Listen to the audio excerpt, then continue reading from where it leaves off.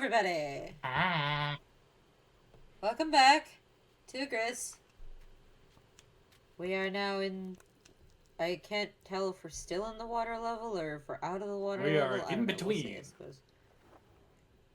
We're in ice. Yeah. So, yes, we are kind of in between.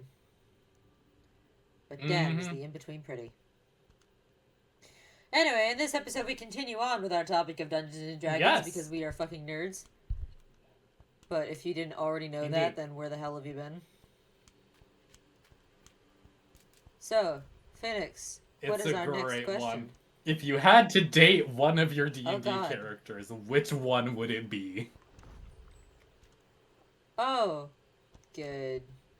That's great. I'm glad for that question, simply because it's not like every single one of my characters is either an idealized version of me or the idealized version of a fucking partner. Oh, God. I feel like totally I would date my most recent character, Tora. She is a death cleric for Pain the cleric. Pain Church cleric. of Loviatar. Sorry, she's a pain cleric for the Church of Loviatar. She is Yep. literally a dominatrix. I don't know what that says about me, but I think definitely. Okay, see, if I had to pick like someone to be dominant, Obviously. I'd pick her, right? But if I had to pick someone who Mm-hmm. was the small, I think I'd pick. Oh God, what is my fucking wood nymph? Technically, she's not a D&D character, but I mean, you could make her one in the future. I don't know. That's true. I can in the future make her one. But anyway, my wood nymph Mm. character, Celessi, she's adorable and I love her and I 100% would hug her and hold her and tell her that. And I'm a goddamn uh, idiot who didn't manage to make that jump. for me, Make I jump. think my tiefling rogue, pleasure, that I'm using for another of Waterdeep Dragon Heist campaign that I'm playing in as opposed to running. I don't think I've met this You have particular not. character. I would like to meet this particular character.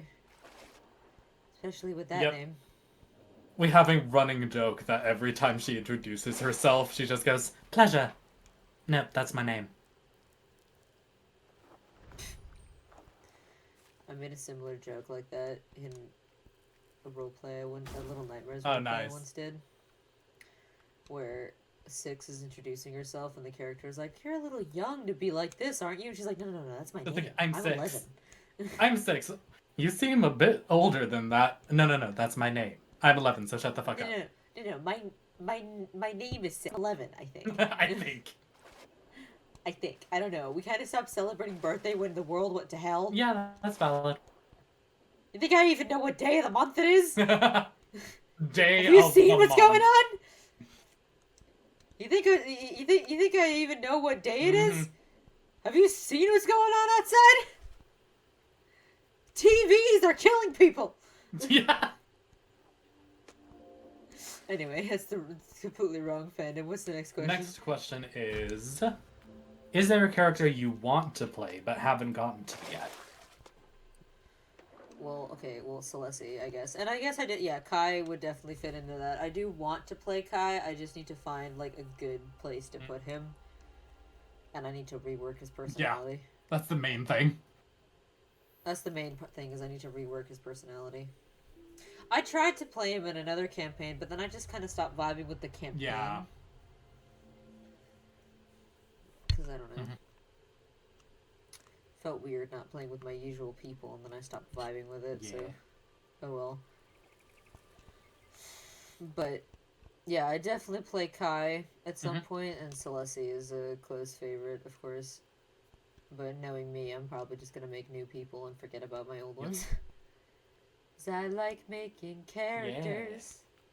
I have I'd like it to be my job. I have a character in the background that I've created that I really want to play next. Where? They are a. It's the Dragonborn Tiefling that I showed you. Oh, Yes. yeah, I remember that one. who is a monk with one of the new Fizban's Treasury of Dragons subclasses. Oh, that sounds cool. Yeah. Let's hope you're not as chaotic a monk as our other friend. I hope not. That was...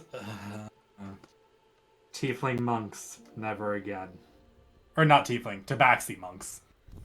Tabaxi monks. No, she was a cat. Tabaxi monks, never again. They were both very chaotic characters. Within the same bloodline, which was hilarious. Yes! Because her character from Lost Mine of Phandelver, she made the father of her character from Curse of Strahd. Yep.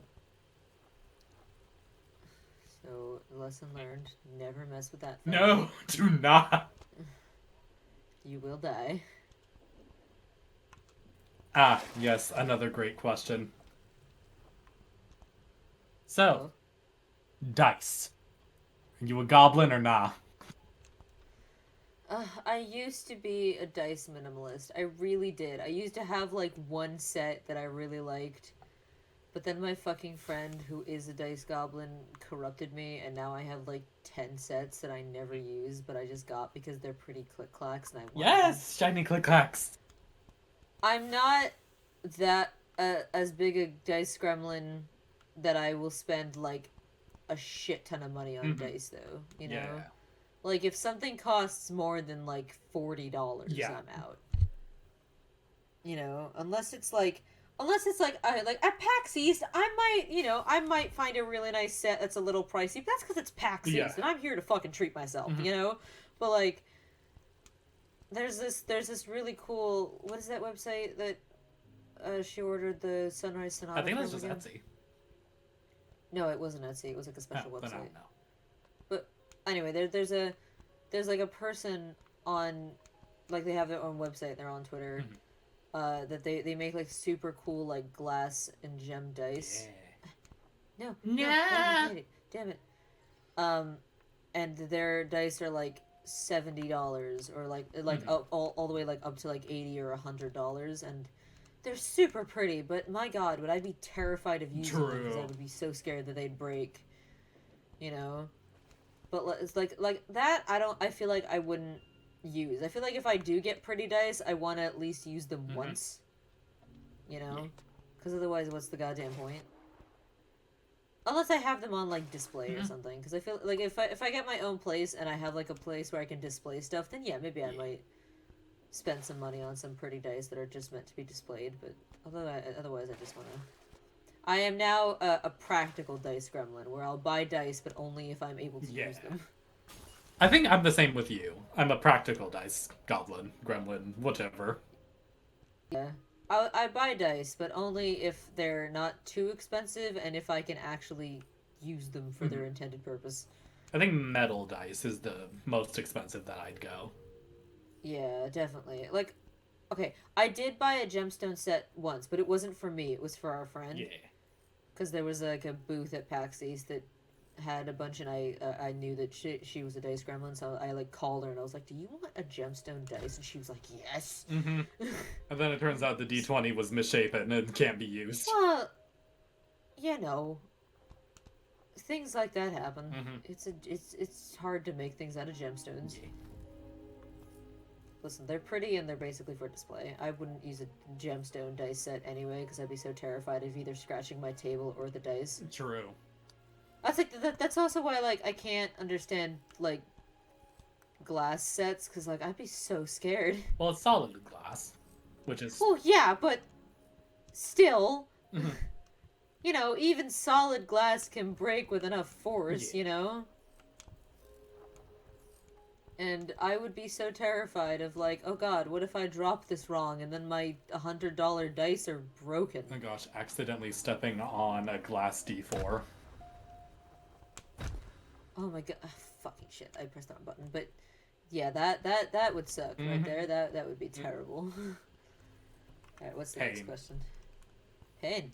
Last one we have prepared, which thank you Ginny D for this D&D tag. Woo. Yeah.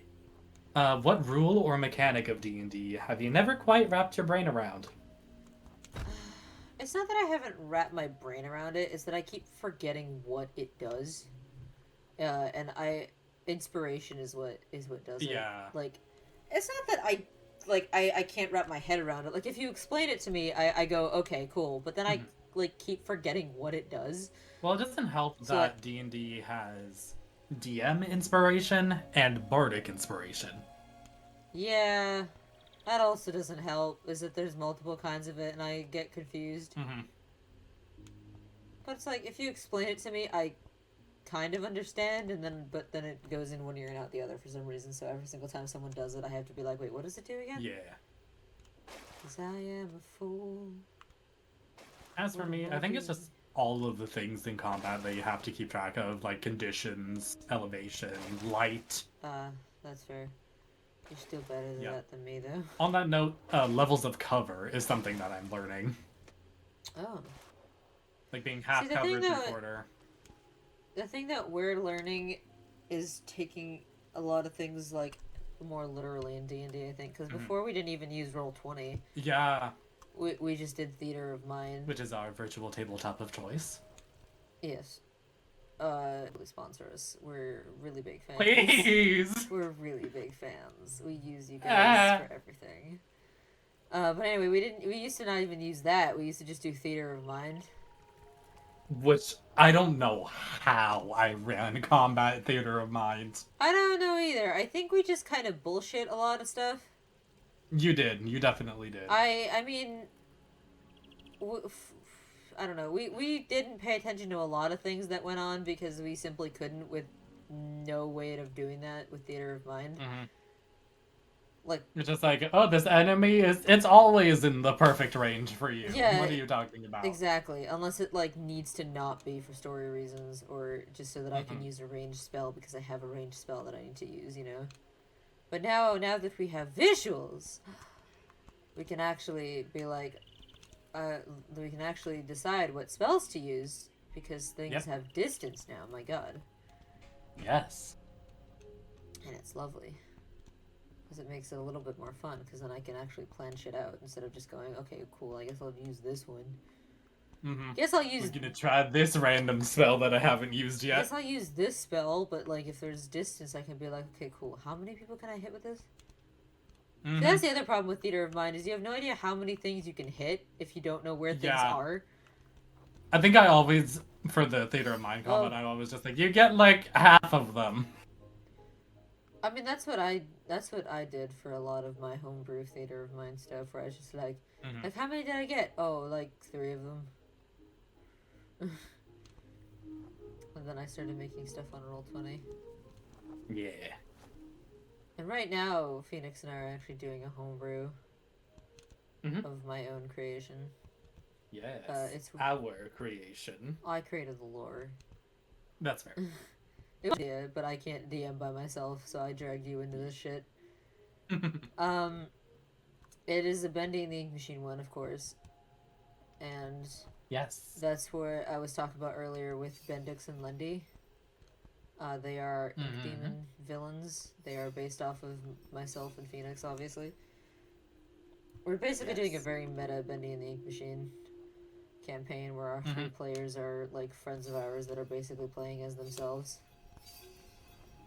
To Yeah. an extent, anyway. It's fun. It's a lot of fun. Um, Yeah. it's a little frustrating because the 3 of them are fucking chaos. Absolute chaos. And we recently just ambushed them with a second loop twist because there's actually 2 Hmm. parts to this campaign they didn't know, and it was really funny. It's really funny how shocked they got. Where am I? Yeah, they It's hated okay. us. It's our jobs as DMs to be hated. That's the Yes. whole point. Lovingly Lovingly hated, hated. of course, yes. They don't actually hate us, but we will Yeah. try our hardest to kill them every single time. And we Yes. have. Right? We've killed a few of them. I'm Yeah, Well, I mean, actually, the yeah. wonderful thing about Bendy and the Ink Machine, though, is that death isn't permanent, so... Yeah. We always revive Well, them yeah, at well, the because end, so it's yeah, fine. because we're using that quote unquote mechanic from Bending the Ink Machine that death is not permanent, and that even in Bending the Ink Machine, it kind of plays into the story. Yeah, I think every player has died at At least least once. once. I have no idea what I'm doing, but there's peacocks here, and they're very pretty. Hell yeah. I'm very lost. I don't know what I'm supposed to do here. I don't even think I'm supposed to be here. I think this is just a cool like water area that they put under it. Maybe. Anyway, we still have a whole half of this episode left, Phoenix. We gotta talk about something. Yes. Okay, what? Well, let's talk about some of our favorite moments. What? Just anything? D- yeah, just any Fair favorite enough. D&D Okay. moments. Well, I liked it. One of my favorite moments from Curse of Strahd was when I met. I forgot her name. Uh, zombie lady, Frankenstein zombie lady. Oh. Yeah. The living flesh Yes. construct. What was her name? I do not remember. I know it was kind of weird sounding, which is why I keep forgetting it. This is so disorienting. Why am I upside down? Game-wise is my life.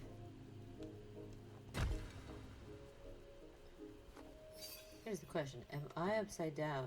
I might be upside down, but does she perceive it as right side up? Does she even know might. anything's different?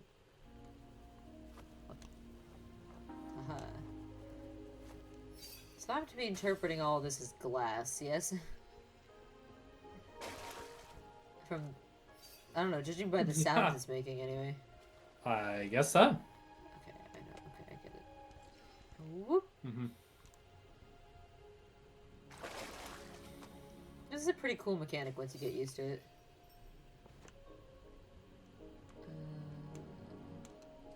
Yeah.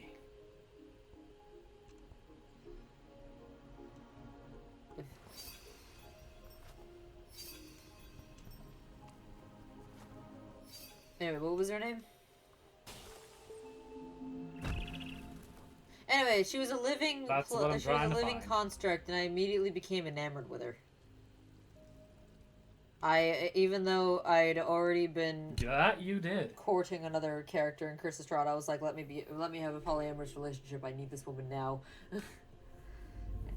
And you, And I I did did. it. I did I let just you. You secretly had to court. court both of them, She but can I sing let you. again. Yes. Character growth. Yay!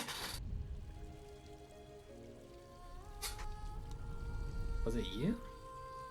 No, it wasn't. I don't know. I just like that because it was just how immediately I was just like, I need this person to be mine right now. I don't even know. Oh, right, Vasilka. Mm-hmm. I don't even know why I liked Vasilka. her so much. I just remember I saw her, and I was immediately like, yes, this one. I want that. I want that. That. And then I commissioned like 2 pictures of her. One of them saucy and one of them not. Mm-hmm. One wholesome, One one wholesome, you one need to be hello. 18 to see this image. I will not be showing this image on YouTube ever. Mm-hmm. Y'all will never see it. Unless No. the unlikely day happens when I do open a Discord server, but No. that's super unlikely. At least in the near future. Yeah. Maybe at some point, Mm-hmm. but like at the moment having a Discord server feels like the no, and I We don't do know not how to have the pick time or energy to moderators for run a something like Discord that. server. And besides, big Discord servers they overwhelm me, which is why I'm Mm-hmm. I'm not active in big servers. I'm in Same. like a few Same. of them, but well, I'm in like 2 of them, but I'm not active in like any of them because I find big servers overwhelming, and I'm usually only in there to Mm-hmm. be like, hey y'all, I do something, bye.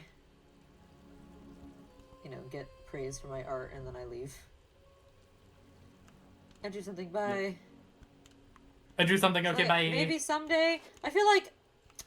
Honestly, I feel like if we picked moderators, we ourselves wouldn't have to be very active on it, except for sometimes, obviously, because we need to, it's Sure. our Discord, so we need to actually do some things on it. But I do know that, Yes. like, I'm in a Patreon Discord server right now, and like the head of the Patreon, the person being patroned isn't very active in the server, but her moderators are. So I feel like if we did make a Discord server, as long as we picked like people who were, you know, actually able to be active in big servers, then we'd be okay. The other thing is like, what would we even do in a Discord server? I don't know. What would y'all people even want from a Discord server for this channel? Like updates for stuff? I don't know how to update you people. I mean, I could, but I wouldn't really know how. I could just be like, hey, y'all are working on a video. And I guess, I don't know, Yep. sneak peeks of stuff, maybe, but that would require me knowing how to make clips of the videos that I'm making. I don't know, I have, like, making a Discord server isn't the worst idea ever, but if anything, I'd connect it to a Patreon, to give some incentive for people to, Yeah. be a patron. Because we need money. Yes. But other than that, I don't know. I know, like, a few people have sometimes commented, like, hey, are you guys ever gonna make a Discord server? Like, if you, like, what do you guys want from that? What exactly would you guys want to see in a Discord server from us? You know? What do you people want? What do I do? Do I just go up? How do I go up?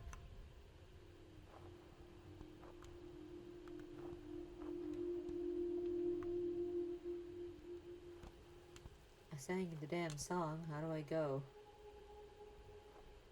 That's as far as my song radius reaches. What do I do here? I'm very lost. Maybe the other side holds answers. Yeah. Maybe. Well, at least the singing is pretty. I like the singing. Yes. Singing good. Okay. Alright, what other favorite campaign moments Well, do I we liked have? it when we all started fucking dating and Mina found Delver. One of our people. Yes! That campaign, every single player character got with someone. It didn't matter. And then they all had kids. Yep. Maybe that's what I'll do for a future character, is make a child of Elpis and Velspira. Because I haven't done that, and that feels like something interesting. Why should our friend have all the fun with offspring characters? God damn it. I want to make something. Indeed! Give the lore. I have awakened a bird. Oh my god. Fun. I do like this mechanic of things being revealed by light. No. Yes. Yay! I think this is an extra thing that I didn't actually need to get, but I got it, and that's all that matters. I did it. I done did the thing. Yep, you got it anyway.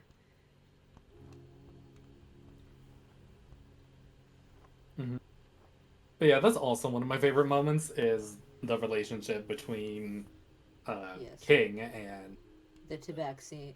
The Tabaxi monk and the shapeshifter chain. If I'm remembering name.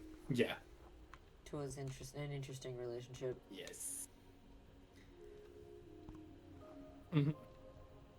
Because she was just supposed to be a one-off villain that you just never see again. And she became a fucking friend. No? Is that not what happened? What happened? No.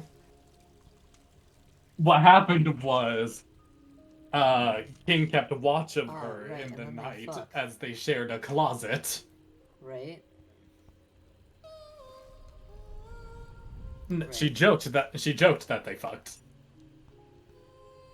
leading her to actually feel sorry about And that then they character had grow sex the like blah blah every blah. single Now time the they water have rested, and I frequent. was like, y'all, please. Mm-hmm. Mostly because It's I found a so homebrew stupid. that gives benefits for doing so. It's so dumb. No! I can't escape! Let me up! Damn it, I need that! Come on, I can do it. I can do it. Nah. I did it. In one loop, too. Fuck yeah. Eh. I'm a fucking genius. Oh, wait, is there something down here? There is Mm. not. I like that I can swim up the waterfall. Oop, there I am. Swim. What are some of your favorite moments?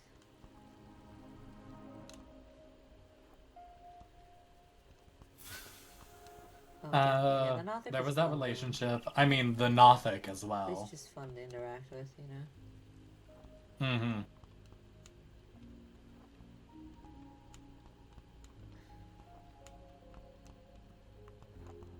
Trying to think if there's any.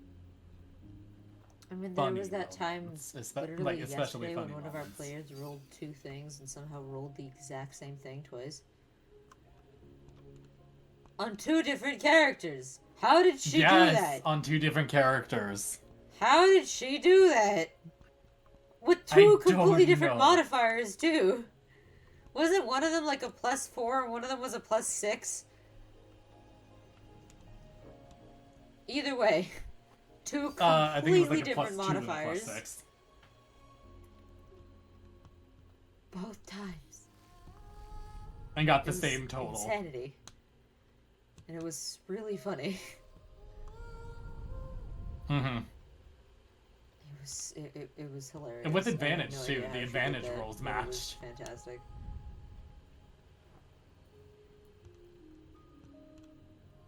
I think another fun thing from our homebrew is whenever we reference the relationship between Lundy and Sammy. It's always funny. Yes!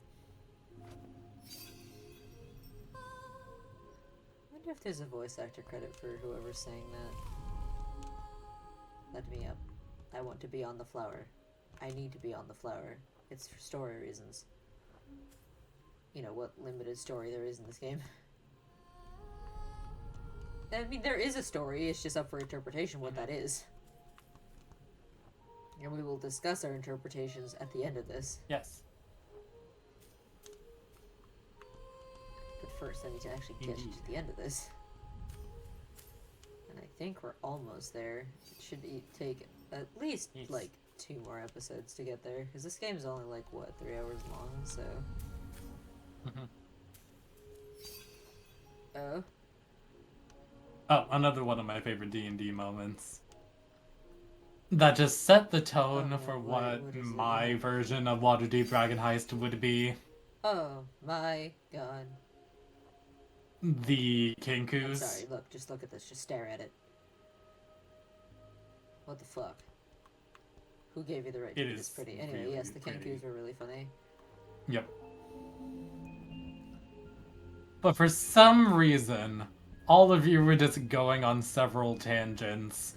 I don't even remember how we got there. I just remember saying, this is how I know this campaign is cursed, because I asked myself questions such as, do birds have I also don't quite remember how we got there. I do remember stating that I was Windows 7, though.